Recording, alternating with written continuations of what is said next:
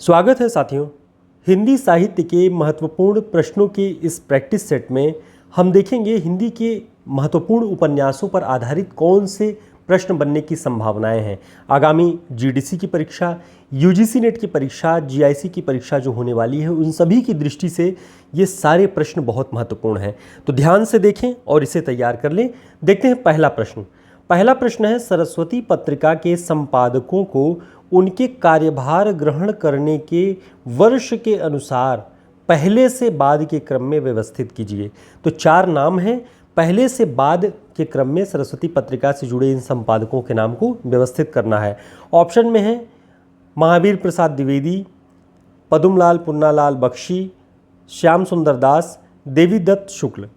तो इन सभी ने कैसे, किस वर्ष में, किस क्रम से सरस्वती पत्रिका का कार्यभार ग्रहण किया, तो ध्यान रखना है आपको। सबसे पहले 1900 में सरस्वती पत्रिका की जो स्थापना है, जो शुरुआत है, वो चिंतामणि घोष ने की और 1901 में पहली बार सरस्वती पत्रिका के संपादक डॉक्टर श्याम सुंदर दास जी बनाए गए।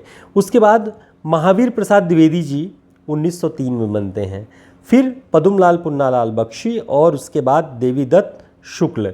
तो ये क्रम है आपका CABD। तो पहला जो आपका ऑप्शन है ये सही ऑप्शन है। तो इस क्रम में इन्हें ध्यान रखेंगे सरस्वती पत्रिका के संपादकों की दृष्टि से। साथ ही यूजीसी नेट की परीक्षा की जो बैच है वो शुरू हो गई है। जो लोग ज्वाइन करना चाहते हैं वो हमारे नंबर पर संपर्क करके जुड़ सकते हैं। ये बैच बहुत शानदार है। यूपीजीडीसी के लिए जो लोग तैयारी कर रहे हैं, आप बेहतरीन और शानदार तैयारी कर रहे हैं, लेकिन 1.5 से 2 दिन की लगातार यानी 36 घंटे की पूरी ये क्लास, छोटी छोटी क्लासेस में आधे घंटे 1 घंटे की क्लासेस में आप पूरे पाठ्यक्रम को कवर कर सकते हैं। तो आप इस बैच को ज्वाइन करके अपनी कंप्लीट तैयारी के लिए इस बैच का उपयोग कर सकते हैं। देखते हैं दूसरा प्रश्न। दूसरा प्रश्न है, नई कविता का आत्मसंघर्ष। नई कविता का आत्मसंघर्ष पुस्तक के लेखक कौन हैं? ऑप्शन में है विजय देव नारायण शाही, मुक्तिबोध, नामवर सिंह, जगदीश गुप्त। तो इसका सही उत्तर क्या है? नई कविता का आत्मसंघर्ष पुस्तक के जो लेखक हैं वो हैं मुक्तिबोध। नई कविता का आत्मसंघर्ष और अन्य निबंध करके इनकी पुस्तक है, उसे ध्यान रखेंगे। और इसका जो प्रकाशन वर्ष है वो 1964 ईस्वी में है, ध्यान रखना है। एक अन्य पुस्तक इनकी बहुत महत्वपूर्ण है, नए साहित्य का सौंदर्य शास्त्र। ये पुस्तक 1971 ईस्वी में प्रकाशित है। तो मुक्तिबोध की इन 2 पुस्तकों और इनके प्रकाशन वर्ष के विषय में ध्यान रखना है आपको। चलिए अगला प्रश्न है, बहुत महत्वपूर्ण ये पुस्तक है। संभवतः आप सभी ने अगर इसका नाम सुना हो तो अच्छी बात है, नहीं सुना हो तो ये भी एक, जैसे नई कविता का आत्मसंघर्ष वैसे ही हिंदी नाटक का आत्मसंघर्ष नाम की एक पुस्तक है। इसके लेखक कौन है? ऑप्शन में है गिरीश रस्तोगी, नेमिचंद्र जैन, गिरीश कर्नाड, हबीब तनवीर। तो इसका सही उत्तर क्या है? तो ध्यान रखना है, हिंदी नाटक का आत्मसंघर्ष गिरीश रस्तोगी की पुस्तक है। इसके पहले हमने देखा नई कविता का आत्मसंघर्ष। तो 2 रचनाएं एक ही जैसे आत्मसंघर्षों पर आधारित है, तो इसको आपको ध्यान रख लेना है दोनों का। तो ये महत्वपूर्ण पॉइंट है, इसे ध्यान रखेंगे। देखते हैं अगला प्रश्न। अगला प्रश्न है, हरिया हरक्यूलिज की हैरानी। हरिया हरक्यूलिज की हैरानी किस विधा की रचना है? ऑप्शन में है कहानी, उपन्यास, कविता, डायरी।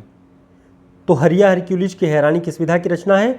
आपको ध्यान रखना है, ये रचना उपन्यास विधा की है, यानी यह एक उपन्यास है। अब इसके विषय में कुछ महत्वपूर्ण बातें जान लेते हैं कि इसका प्रकाशन वर्ष क्या है। तो हरिया हरक्यूलिज की हैरानी का जो प्रकाशन वर्ष है वो 1994 ईस्वी है। इस उपन्यास में उत्तर आधुनिक कथा शिल्प को विकसित किया गया है। ध्यान रखना है, उत्तर आधुनिक कथा शिल्प को विकसित किसमें किया गया है? हरिया हरक्यूलिज की हैरानी। और ये किसका उपन्यास है? मनोहर श्याम जोशी का।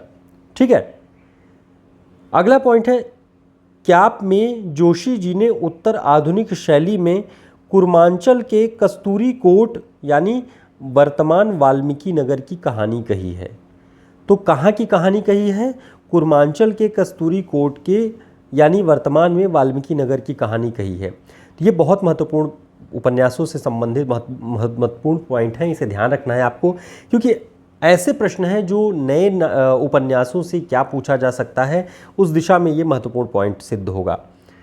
साथियों, ऐसे सभी प्रश्नों को अगर आप कलेक्शन के रूप में अपने पास रखना चाहते हैं तो हिंदी साहित्य का वन लाइनर नोट्स हमारा, जिसमें ऐसे सभी प्रश्नों का पूरा कलेक्शन वन लाइनर के रूप में और वस्तुनिष्ठ प्रश्नों के व्याख्यात्मक हल के रूप में भी संकलित है। इसमें हिंदी साहित्य का इतिहास, काव्यशास्त्र, भाषा विज्ञान, पुरस्कार, सभी पर वन लाइनर नोट्स आपको मिलेंगे। किसी भी स्टेट के टीचिंग एग्जाम की आप तैयारी कर रहे हो, यूजीसी नेट, असिस्टेंट प्रोफेसर, सब में बहुत उपयोगी है।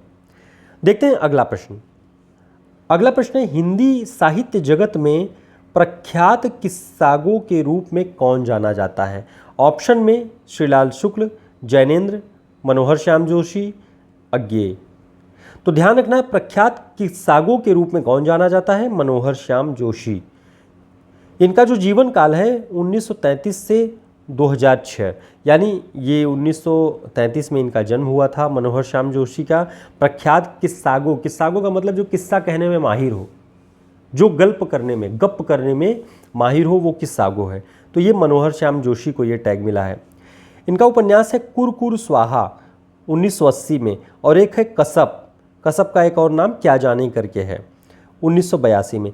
इन्हीं दोनों उपन्यासों की वजह से हिंदी साहित्य जगत में मनोहर श्याम जोशी काफ़ी चर्चित हुए। तो कुरकुर स्वाहा में क्या है? कुरकुर स्वाहा में बम्बई के पतनशील समाज का चित्रण है।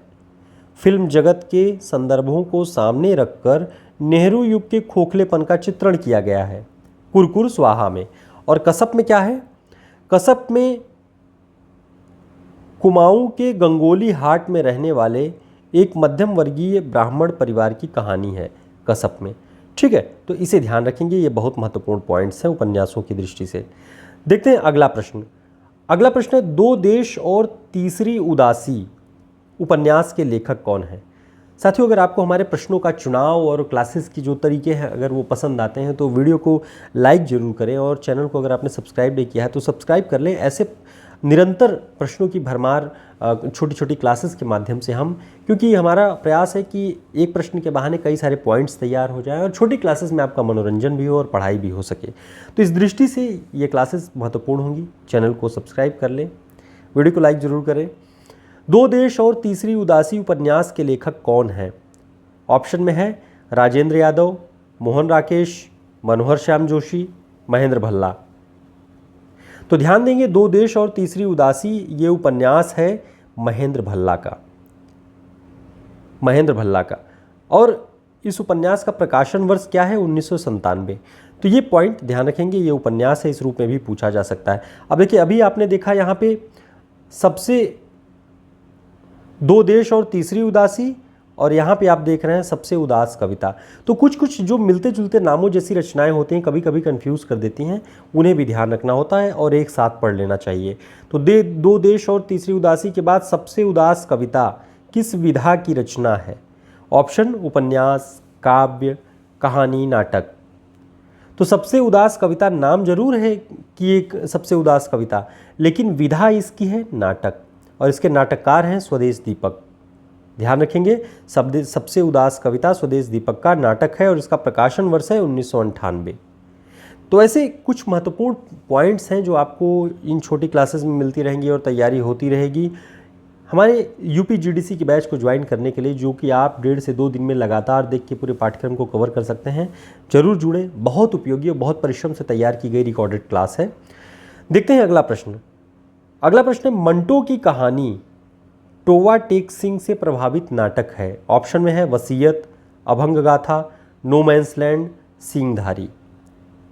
तो कौन सा नाटक मंटो की कहानी टोवा टेक सिंह से प्रभावित है? ये प्रश्न बहुत महत्वपूर्ण है, ध्यान रखेंगे। इसका जो सही उत्तर है no man's land. No man's land ये मंटो की कहानी टोवा टेक सिंह पर आधारित है। अब इसके विषय में कुछ महत्वपूर्ण बातें ध्यान रख लेते हैं, जैसे नो मैंस लैंड के नाटककार कौन हैं? नरेंद्र मोहन। ये समकालीन नाटककारों की श्रेणी में आते हैं। इनके प्रमुख नाटकों का भी यहाँ पे रिवीजन कर लेंगे। कहें कबीर सुनो भाई साधो, ये 1987 में इनका एक नाटक प्रकाशित हुआ। उसके बाद सींगधारी, ये भी नरेंद्र मोहन का नाटक है, 1988 में। कलंदर 1991 में। नो मैंस लैंड 1994 में। यानी नो मैंस लैंड की जो हम बात कर रहे हैं कि ये टोवा टेक सिंह की कहानी से प्रभावित है, जो मंटो की कहानी है, ये 1994 में प्रकाशित हुई है। एक नाटक है अभंग गाथा ये सन 2000 ईस्वी में प्रकाशित है, और मिस्टर जिन्ना सन 2005 में। तो ऐसे महत्वपूर्ण इनके नाटक हैं, इन्हें ध्यान रखेंगे। कभी पूछ ले कि मिस्टर जिन्ना किसका नाटक है, तो नरेंद्र मोहन का 2005 में। अभंग गाथा के विषय में एक पॉइंट आपको ध्यान रखना है। अभंग गाथा सन 2000 में।